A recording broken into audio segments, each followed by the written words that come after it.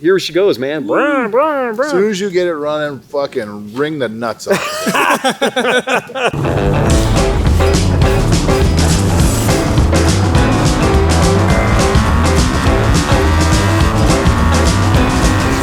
All right, guys, welcome to another Moto Stories with Unkie Phil and Johnny Mac. And to my left, Oscar. Yeah, right. So always great. I mean, as you guys know, you watch the videos.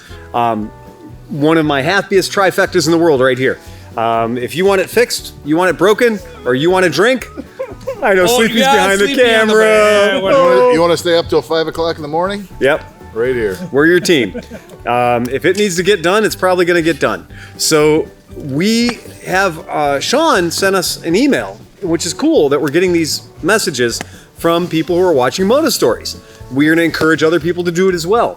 So Shawn sent us an email. He somehow managed to luck into a perfectly mint CB350. Oh, I have all kinds of questions. I can't visualize it yet. I don't know what color. Yeah, I don't know what year. That's important. I really want to see this thing because I am the Honda Whisperer, right, after all.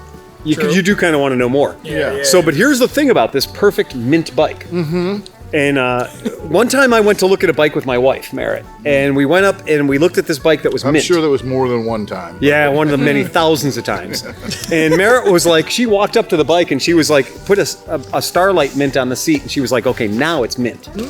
But she's like, that thing's 3 stars. a million miles away from mint. 3 stars. Perfect. So a lot of people have a lot of different ideas of what mint is. Yeah. But in this particular case, as it happens, the motor is not mint. No. So the motor's seized. Yeah. Now what Steve is telling us is that it wasn't outside.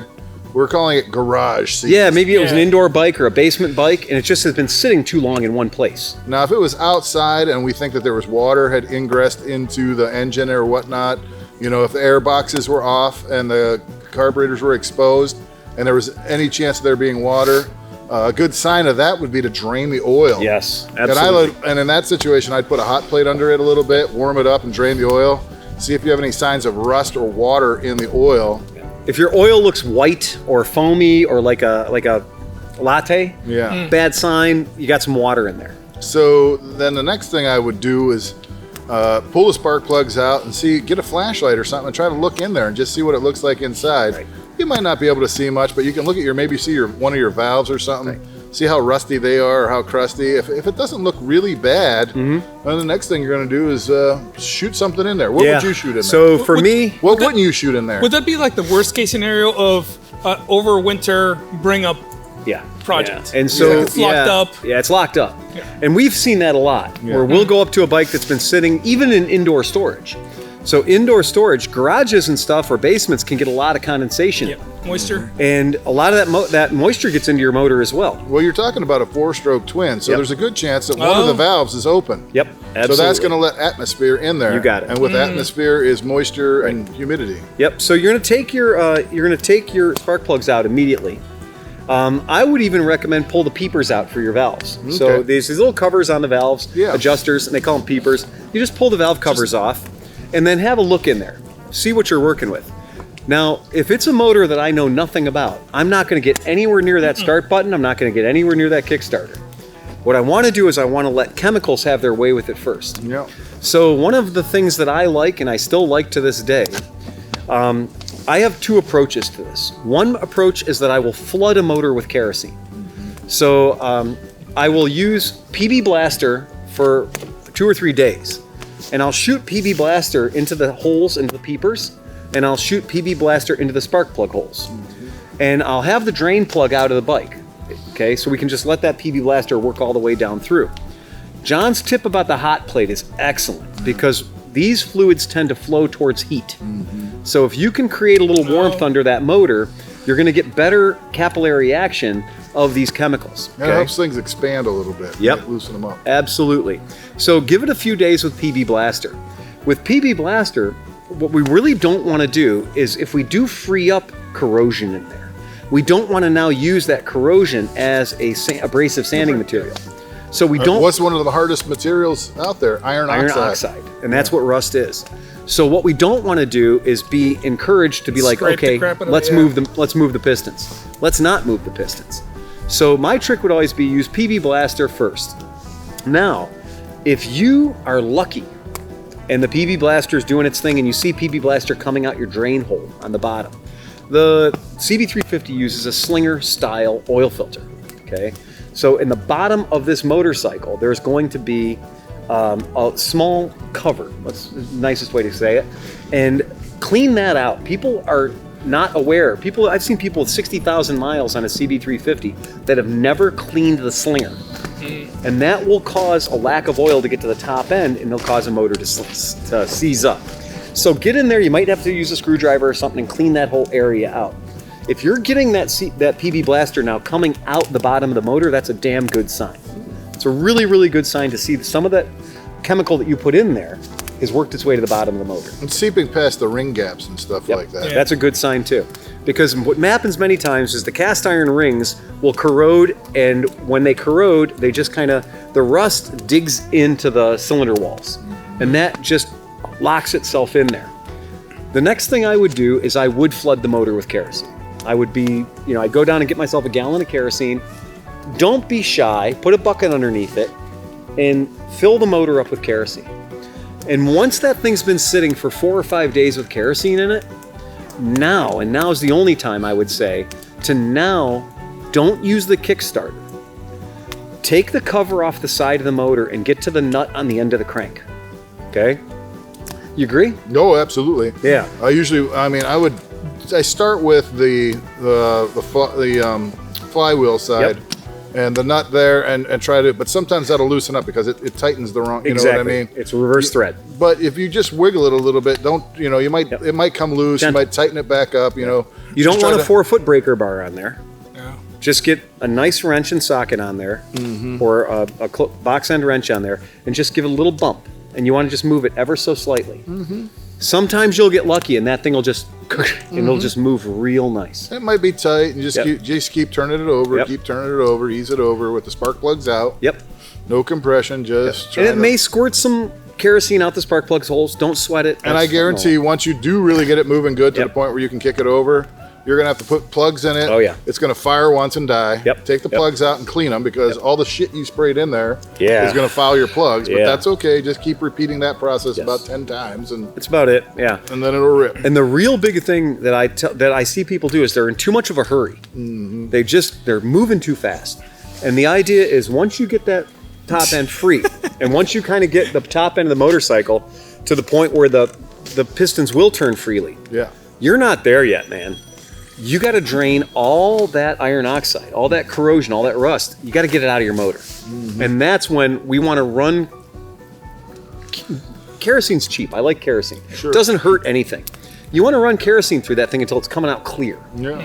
And once it's coming out clear, once you've gone several strokes with that, and you're not getting out dirty, rust-looking. Yeah, you're getting 360 degrees. Yeah. It's turning over. And you'll know that moment when you nail it. I mean, once it gets loose, I might use the electric starter and just let it rip and let it rinse itself out. Let it rinse itself out. Now what you got to do is you got to go back to the top end and you got to look at the valves again.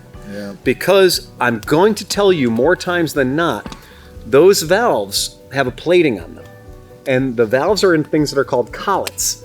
And the collet is designed to make a very nice seal with the oil there. It's designed to make a nice seal on that valve, and that will be corroded in place too. And the valve will probably have a corrosion line on it, and that will damage the collets as they go up because the collets are bronze or brass. They're made of a softer sacrificial metal. That's where you got to be careful.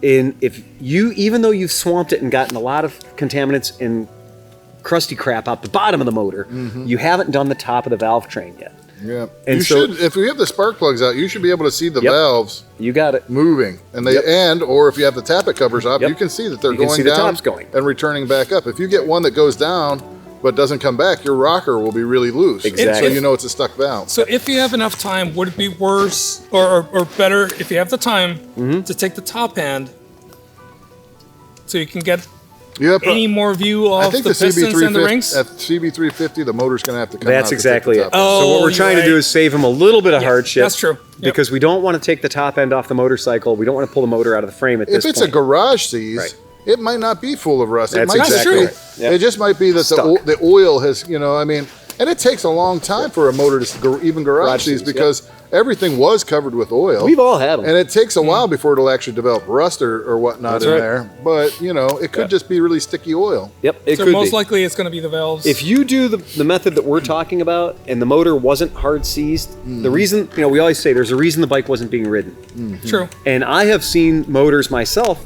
where we've gone in and had a bike that came in seized. And then we realized the reason it was seized was the guy had tried to do some maintenance on it. Now with CB350s in particular, it's very easy to screw your timing up 180 degrees off. It's an easy mistake to make. And we've seen people do that. And that's the reason the bike quit running. Timing's Is just off. they didn't, when they thought they were doing something good to the motorcycle, they ended up doing something bad to the motorcycle. We've also seen problems where people thought they were making their own valve adjustment and they did their valve adjustment wrong. Because they messed up the indexing marks, which are for being an open valve and a closed valve, top, dead center, and bottom. And we've seen people screw motors up that way. Now, it's not going to break the motor, but it is going to cause the motor to get parked for not being running. And sometimes people will say, this motor's not running. What do I want to do? I want to put new points in it. I want to adjust the valves, and I want to clean the carburetors and make it run. And if they do all that and it doesn't work, that's the reason why a lot of motorcycles will end up being sort of on the DL. Oh man, I'm gonna play this game again. Yeah, I'm in the back blast area on that one. So if you do all that and you do get signs of life, anytime you got the peepers open, anytime you've taken it apart so you can get to where those indexing marks are on the end of the cam, you're there already. Adjust the valves. True. Adjust the valves. Go step by step with the book. Yes and no. Yeah. I'm going to say you can adjust the valves, but don't go by the book. Yeah. I'd adjust them loose. I'd give them an extra couple thousand. We always say, you know, 8 because thou. let it that way because you want to run the motor and you want to have the motor warm when you adjust your valves. So it's never a bad idea too. You could check to make sure they're not tight. Yep. If your valve, if your rocker arms don't have a little bit of, you can't move them back and forth a little bit. Right. It's too tight, and you definitely would want to loosen those off. I found that so many times when I jump into a motor, I'm just like, who the hell did this? Because there's zero clearance. Yeah. There's just no clearance whatsoever. And with the CB350 motor, John's absolutely right. Going to the far side on the adjustment. Yeah. You know, if it says 5 to 8 thou, we always go 8 thou, you know? Give it some room because it's not going to get looser, it's going to get tighter. And that tends to work pretty good on those. So that's a real good question. I mean, after you put 1,000 miles on it, then you can go back and maybe take, tighten up your clearances. Yep, exactly. But I think let those valves seat themselves back in. Yep. Run some air and fire through them. Burn them off. Well, and that heat cycle. Air and fuel and heat cycle. Yeah, getting those heat cycles in is very important. 10,000 RPM. Let it feel. Let it be a motor again. Yeah. Let it rip.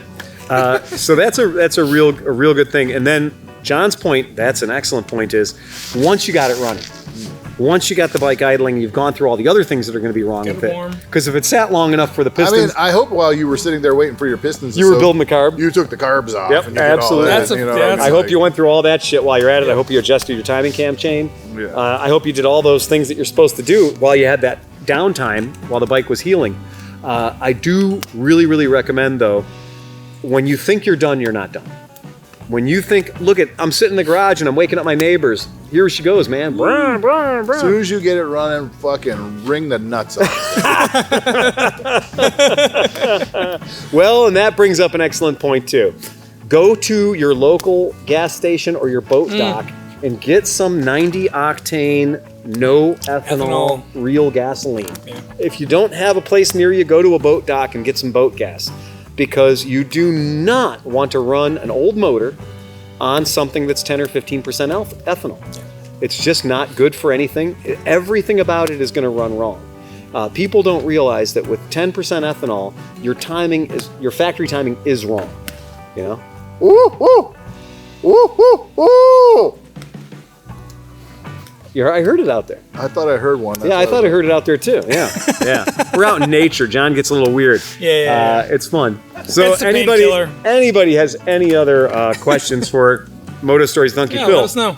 Yeah, let us know, man, because it's so much fun. What's that email address? It is Moto Stories with Unkie Phil at gmail.com. He'll probably be down there. Yeah. But we can say it's long. It fills up the entire screen. Yeah, up here. Just remember, before you put those new tires on, don't be afraid to burn the old ones off. Oh, yeah. You know what? Old hard cold tires are very hard to get off the rims. Yeah. But recently cooked tires come off like nothing. Yep. And you can rubber coat the inside of your mud fender. Fender. The fenders will never rust if they're covered in rubber on the inside. Oh, yeah. It's a very good rubberize thing. them. Rubberize the inside of your fenders is a good move. I love it, guys. Well, that was a good one, man. Yeah. I appreciate it. Let's go back to riding around on the ice. Woohoo! Ride fast and take chances. Bum, bum, ba-da, bum, ba-da, bum, bum, ba-da, bum, ba-da, bum. All right, bye.